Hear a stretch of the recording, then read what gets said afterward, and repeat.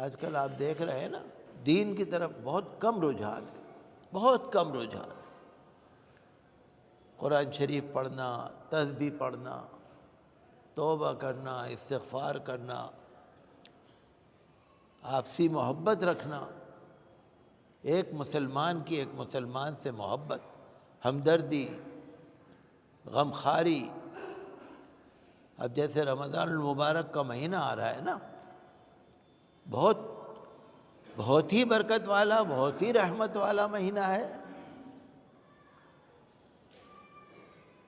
اس کا تو ایک ایک سیکنڈ، ایک ایک منٹ بہت ہی رحمت والا ہے۔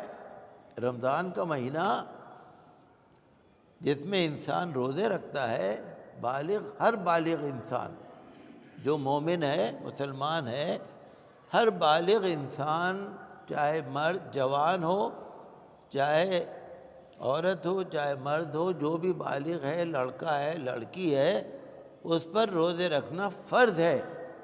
دن میں روزہ، رات میں تراویح۔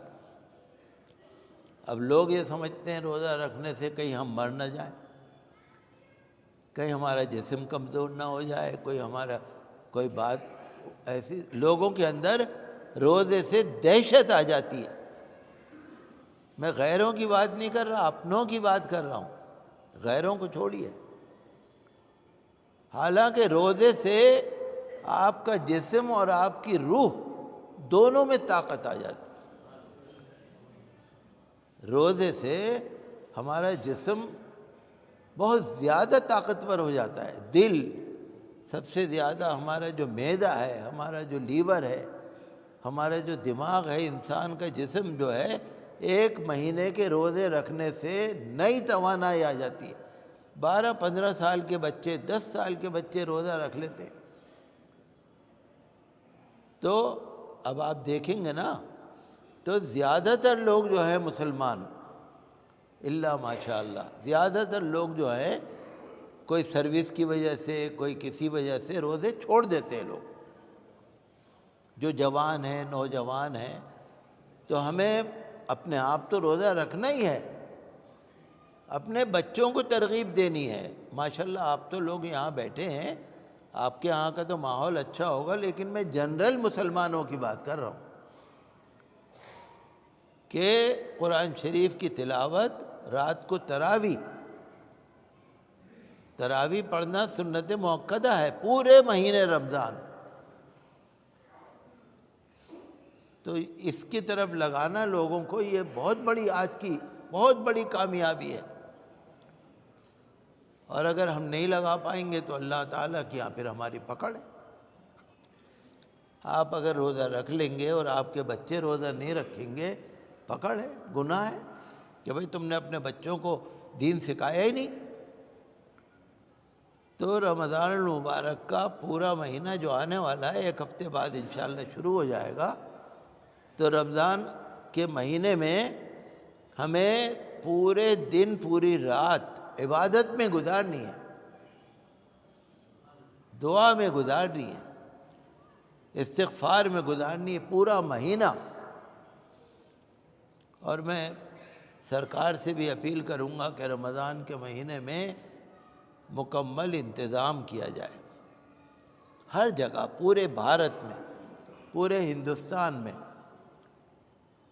چونکہ آپ کو معلوم ہے کہ مسلمان تراویح کے لیے، قرآن شریف سننے کے لیے بہت بڑی تعداد میں مسجدوں میں آتے ہیں۔ رات کا وقت ہوتا ہے، 8 بجے، 9 بجے، 10 بجے رات کا وقت۔ ایسی سحری کے وقت مسلمان بڑی تعداد میں مسجدوں میں آتے ہیں، صبح 5 بجے، 4:30 بجے، 5:30، 6 بجے تک آنا جانا رہتا ہے۔ صرف دلی کی بات نہیں ہے، پورے ہندوستان کی بات ہے۔ تو کہیں بھی کسی کو عبادت میں خلل نہ پڑے، کسی کو کوئی پریشانی نہ اٹھے، عبادت بڑی آرام سے کی جا سکے اور شرارتی لوگ اس سے فائدہ نہ اٹھائیں، اور ہر طرح کی سہولت ملنی چاہیے جو ایک شہری کو ملتی ہے۔ میں دیکھیے کبھی بھی مسلمانوں کے لیے کوئی الگ سے فائدہ نہیں حاصل کر رہا، جو ہر شہری کا حق ہے وہ ہمیں بھی ملنا چاہیے، ہر ناگرک کا جو حق ہے وہ ہمیں بھی ملنا چاہیے۔ جان کی سلامتی ہو، عبادت کرنے کا ہمیں مزہ ملے، پوری طرح سے انتظام ہو۔ ہم تو یہ بھارت سرکار سے بھی اپیل کرتے ہیں کہ پوری طرح سے بندوبست کیا جائے۔ ہاں، رمضان المبارک میں جو بیمار ہیں، یہ بیماری بڑھنے کا ڈر ہے۔ کچھ تو بیماریاں ایسی ہیں جن لوگوں کو ڈاکٹر کہہ دیتے ہیں بھائی ہر 2 گھنٹے میں پانی پینا ہے، آپ کو یہ دوا کھانی ہے، صبح دوا کھانی ہے، دوپہر کو کھانی ہے، شام کو کھانی ہے۔ اگر کوئی دیندار اور مذہب کو سمجھنے والا ڈاکٹر ہے، اگر وہ آپ کو سجیسٹ کر رہا ہے، بتا رہا ہے کہ بھائی دوا ضرور کھاؤ ورنہ تمہاری بیماری بہت بڑھ جائے گی، پریشانی بہت بڑھ جائے گی، تو ہمارا دین اسلام جو ہے نا، یہ دین فطرت ہے۔ اللہ نے فرمایا ٹھیک ہے، اگر بیماری بڑھ جائے گی تو آپ رمضان المبارک میں روزہ نہ رکھو، جب آپ کو تندرستی ہو جائے بعد میں روزہ قضا کر لو۔ عورتوں کی شرعی مجبوریاں ہوتی ہیں، ان کو بھی یہی ہے کہ آپ رمضان میں روزہ چھوڑو، بعد میں قضا کر لو۔ اور جو بیچارہ بہت ہی بیمار ہو، اس کو تندرست ہونے کی کوئی امید ہی نہ ہو، لا علاج ہو، اس کے لیے یہ ہے کہ ایک روزے کے بدلے میں ایک صدقہ فطر فدیہ دے دو، ایک صدقہ فطر ایک روزے کے بدلے میں۔ تو ہمارے مذہب میں ہر طرح کی رعایت ہے۔ ہمارے مذہب میں ایسا نہیں ہے خدا نہ کرے کہ بہت زیادہ کہیں ظلم ہو۔ مجھے یاد آ رہا ہے کہ انسائیکلوپیڈیا آف بریٹینیکا میں نے پڑھا تھا کہ Islam is preached by Muhammad is not only a religion but a complete system for the organisation of a community. ایک گروپ کے لیے، ایک کمیونٹی کے لیے جتنی بہترین نظام ہے اسلام۔ جیسے یہ زکوٰۃ ہے نا، زکوٰۃ بھی اللہ کو کوئی ضرورت نہیں ہے، لیکن آپ اپنا پیسہ کسی غریب کو دیں گے، اس کی ضرورت پوری ہوگی، یہ بھی ایک نظام ہے ہماری کمیونٹی کا۔ آج ہمیں بڑا افسوس ہوتا ہے نا کہ جو ہمارے لوگ جو ہیں غیروں کے سامنے ہاتھ پھیلاتے ہیں، ہمیں بڑا افسوس ہوتا ہے، بہت شرم آتی ہے۔ آپ دیجئے، مسلمان کو ضرورت مند اور غریب آدمی کو دے، ضرورت پوری کرے، صدقہ فطر دے، جو مستحق آدمی ہیں ان کو زکوٰۃ دے، فطرہ دے، ہم اپنے لوگوں کو اپنے آپ دیں۔ ہمارا اللہ یہی چاہتا ہے۔ ہمارے لوگ دوسروں کے سامنے ہاتھ پھیلائے، اللہ یہ نہیں چاہتا۔ تو اللہ تبارک و تعالی رمضان المبارک بھی خیریت سے آئے، ہم لوگ سب روزے رکھیں، ہم لوگ سب تراویح پڑھیں، ہم لوگ سب قرآن شریف سنیں، ہم لوگ اللہ کی خوب عبادت کریں، دعا کریے آپ۔ انشاءاللہ اگلا جمعہ جو ہے 29 شعبان کا ہے، اگلے جمعے کو ہو سکتا ہے چاند ہو جائے۔ 29 شعبان کو اگلے جمعے کو رویت ہلال کمیٹی کا جلسہ بھی ہوگا۔